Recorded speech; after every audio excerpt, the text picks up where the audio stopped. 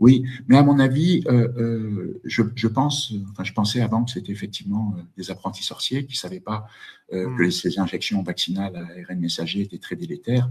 Maintenant, j'en arrive à penser, hein, comme les plus complotistes, qu'il y a une autre stratégie, parce que là, si on analyse les données et ce qui se passe, hein, on voit que ce n'est pas sanitaire, que ça ne peut pas être sanitaire, parce que le fait de vouloir remplacer tous les vaccins actuels par des vaccins à ARN messager, notamment des auto-amplifiants qui sont les plus dangereux, le fait qu'on interdise des molécules d'intérêt, bon, comme l'ivermectine, qu'on classe comme perturbateur endocrinien, la vitamine D, etc., qu'on cache au maximum les effets secondaires, hein, il faut dire ce qui est, bon, ben, on voit bien que ce n'est pas normal.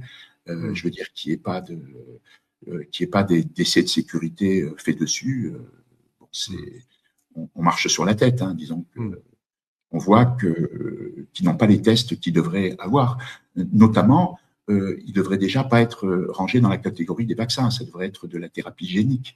Et donc, lorsque une molécule est classifiée en thérapie génique, il doit y avoir des tas de tests faits dessus, hein, notamment de tératogénicité, etc. Enfin, il y a des tas de tests qui sont chantés, justement, quand il y a une classification en vaccin, qui chantent tous ces tests. Donc,